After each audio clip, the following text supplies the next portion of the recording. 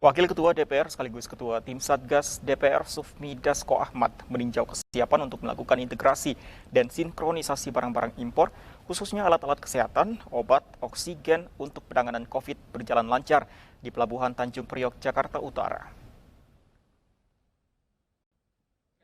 Satgas lawan COVID-19 DPR RI mendukung kemudahan birokrasi izin masuk untuk alat-alat kesehatan, karena di masa pandemi ini masyarakat dan tenaga kesehatan membutuhkannya secara cepat.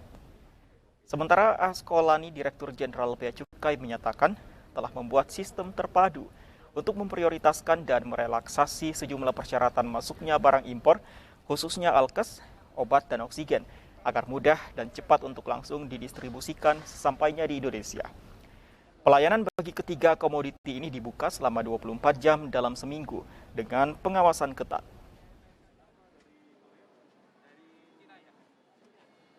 Bea Cukai yang telah membuka kemudahan-kemudahan peraturan untuk memasukkan barang kebutuhan untuk COVID seperti alat-alat kesehatan, obat-obatan dan tabung gas, di mana aturan yang dibuat itu mempermudah semua pihak yang ingin turut serta berpartisipasi melawan COVID, sehingga barang-barang yang diperuntukkan untuk COVID bisa masuk dengan mudah dan dalam tempo cepat, bisa langsung dieksekusi ke sasaran dan ke daerah impor masing-masing.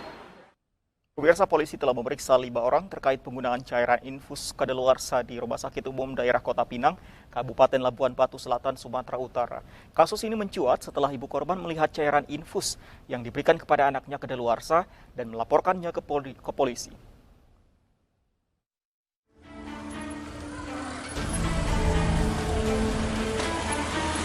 Penggunaan cairan infus kedaluarsa di Rumah Sakit Umum Daerah Kota Pinang, Kabupaten Labuan Batu Selatan, Sumatera Utara berbuntut panjang. Orang tua korban yang tidak terima melaporkannya ke polisi. Kasus cairan infus kedaluarsa ini bermula dari orang tua pasien yang tanpa sengaja melihat tanggal kedaluarsa infus yang diberikan kepada anaknya. Keluarga kemudian mendokumentasikan dan mengunggahnya ke media sosial sehingga viral. Polres Labuan Batu yang menerima laporan ini pun sudah melakukan pemeriksaan terhadap 5 orang, yaitu pihak rumah sakit dan keluarga korban. Dugaan penggunaan obat kadaluarsa yang kita temukan berdasarkan laporan dari masyarakat beberapa hari yang lalu. Kita dari Satreskrim Polres Labuan Batu sudah melakukan penyelidikan, dan saat ini yang sudah kita lakukan wawancara itu sudah sekitar 5 orang, baik dari pihak rumah sakit maupun keluarga pasien. Polisi akan mendalami kasus ini. Jika ditemukan unsur pidana, maka pelaku akan dijerat sesuai dengan perundang-undangan yang berlaku. Dari Labuan Batu Selatan, Sumatera Utara, Ilham Safi'i Harhab, iNews melaporkan. Pemirsa, polisi kembali memeriksa tersangka penimbun obat COVID-19 di Jakarta Barat. Hingga saat ini sudah ada 2 tersangka, yaitu Direktur Utama dan Komisaris PT ASA. Jajaran Polres Jakarta Barat hari ini mengagendakan pemeriksaan tersangka penimbunan obat COVID-19. Tersangka diperiksa terkait motif penimbunan ratusan kardus obat COVID-19 yang dikirim dari Semarang, Jawa Tengah. Kedua tersangka akan diperiksa terpisah guna mendalami kasus.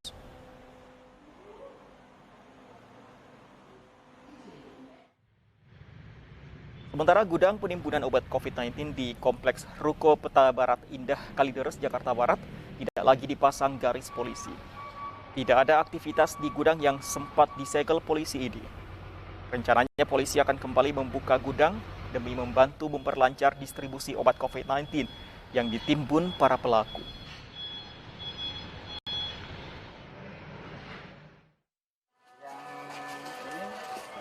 Sebelumnya, jajaran Satreskrim Polres Jakarta Barat menggerebek gudang yang dijadikan tempat menimbun ratusan kardus berisi obat COVID-19.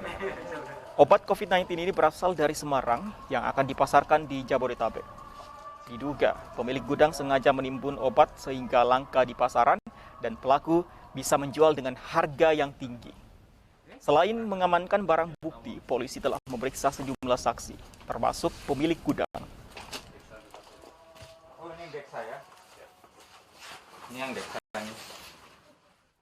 Pemirsa, anak Akiditio ternyata pernah dilaporkan atas kasus penipuan dan penggelapan di Polda Metro Jaya. Sementara itu hingga kini polisi masih menyelidiki kasus sumbangan fiktif 2 triliun ke Polda Sumatera Selatan.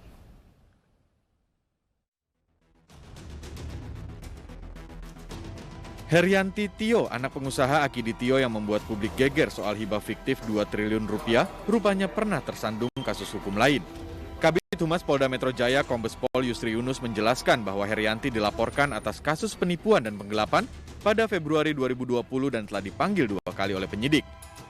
11 Februari 2020 memang ada laporan polisi ke Polda Metro Jaya. Pelapornya adalah saudara JBK inisialnya.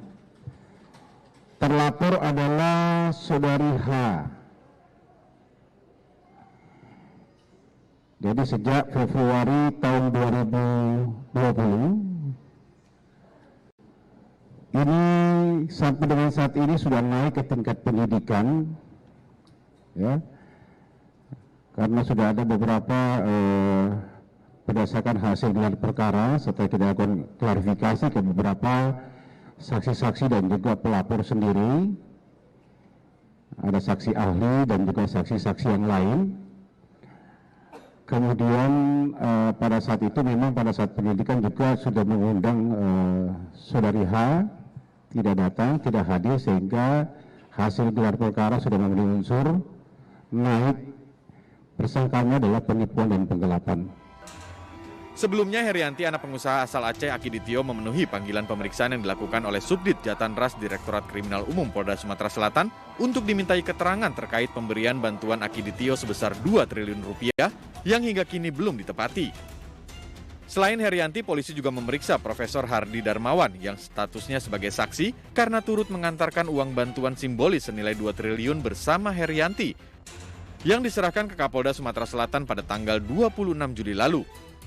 Profesor Hardi Darmawan mengatakan bahwa dirinya belum tahu atau melihat adanya bantuan 2 triliun rupiah dari Herianti. Tim Liputan iNews melaporkan. Pemirsa, di tengah pemberlakuan PPKM level 3 di Kabupaten Barito Utara, Kalimantan Tengah, warga menggelar panggung hiburan dan mengabaikan protokol kesehatan. Penonton asik berjoget berdesakan tanpa mengenakan masker. Inilah suasana panggung hiburan dalam acara pernikahan yang digelar warga Kecamatan Teweh Tengah, Barito Utara, Kalimantan Tengah. Dalam video, tamu acara mengabaikan protokol kesehatan dengan berjoget berdesakan serta tak mengenakan masker. Bahkan sempat terjadi keributan antara penonton. Tanggapi viralnya video pesta dangdut, BPBD Kabupaten Barito Utara tegaskan acara tidak sesuai dengan perizinan. Izin yang dikeluarkan dalam penerapan PPKM level 3 adalah acara tanpa hibur. Nah, ini suasana PPKM level 3. Jadi kita berdasarkan aturan dan ketentuan itu membatasi juga 25%. Nah, penyelenggara harus disiplin melaksanakan prokesnya. Pengunjung juga, tamu-tamu, dan tetap melapor kepada penegak pendisiplinan. Kalau dia sudah melampaui, itu sudah bukan tanggung jawab. Dan itu pun yang memberi rekom itu seharusnya dari pihak kecamatan desa. Kalau kita kan kabupaten ini hanya untuk kelurahan Melayu dan Lanjas. Tapi yang jelas itu yang video viral itu sudah di luar konteks perizinan. Kalau dia memang ada rekomendasi perizinannya. Kalau tidak ada itu pasti sudah. Hingga saat ini belum ada keterangan dari pihak penyelenggara acara. Kabupaten Barito Utara saat ini menerapkan PPKM level 3 dengan sejumlah pelonggaran karena angka penyebaran COVID-19 masih dalam taraf terkendali. Dari Kabupaten Barito Utara, Kalimantan Tengah, Fatur Rohman, iNews melaporkan. Dan terkait pelanggaran tersebut, selengkapnya bergabung bersama kami melalui sambungan telepon Sekretaris Satgas COVID-19 Kabupaten Barito Utara, Pak Ghazali Montalatua. Selamat sore, Pak Ghazali. Ya, selamat sore. Pak Ghazali, hajatan yang dilakukan itu sebenarnya dalam rangka apa, Pak? Acara yang mereka lakukan itu adalah setelah, artinya pas acara pernikahan, resepsi pernikahan di malam Seninnya. Kan acara hari Minggu. Kita hari Minggu kalau memang ada izin dari kita. Kalau memang tidak ada, ya berarti itu di luar konteks. Acara pernikahan, kalau kita lihat videonya ini sangat ramai sekali, ada resepsi. Undangannya berapa sebenarnya yang disiapkan oleh pemilik hajatan? biasanya paling maksimal 200, Pak. Nah, tapi karena situasi dan kondisi seperti ini, kita hanya 25% kan. Nah, kalau dia 25%, berarti cuma 50 kan.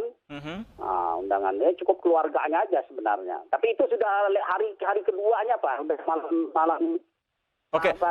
pasca pernikahannya, sudah malam Seninnya. Pak Ghazali, pada malam acara tersebut, hiburan musik tersebut, ada joget-joget juga di situ kita lihat. Satgas, apakah langsung turun tangan pada malam itu juga? Tidak, karena ini kan tidak diketahui ada acara ini. Mungkin Satgas tidak mengetahui ya. Satgas kita tidak mengetahui. Yang biasanya kan acara itu sampai pada hari H aja. Mungkin sampai jam 14 siang gitu kan, sudah selesai. Pada hari Minggu. Kalau itu kan udah malam Seninnya. Oke, berarti berlanjut sampai akhir acara ya, karena tidak ada petugas yang datang. Kemudian sekarang tindak lanjut yang dilakukan oleh Satgas apa, Pak? Karena kita tidak mengetahui apakah itu ada izin atau tidak, ya. Kita masih belum konfirmasi dengan bagian Satgas pendisiplinan. Karena ini di luar kota, di luar wilayah yang kita tangani itu hanya 2 kelurahan, yaitu Melayu dan Laki dan Kota Moratewe.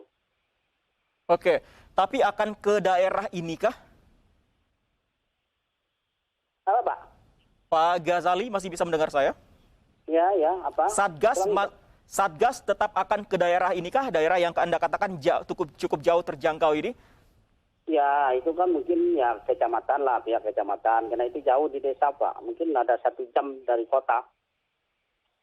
Pihak kecamatan yang akan mengambil kebijakan mungkin, begitu? Ya, biasanya kan kewenangan kecamatan, Satgas kecamatan, Pak. Oke, tapi paling tidak akankah dilakukan misalnya tracing atau tes PCR untuk warga yang datang, karena kita lihat ini sama sekali tidak ada jaga jarak, tidak menggunakan masker bahkan. Iya. Karena kawasan itu kalau memang dia ini kan hanya ada 2, Pak, zona kita yang kuning di dalam kota ini, Kelurahan Melayu dan Lanjas. Nah, yang lain kan hijau semua.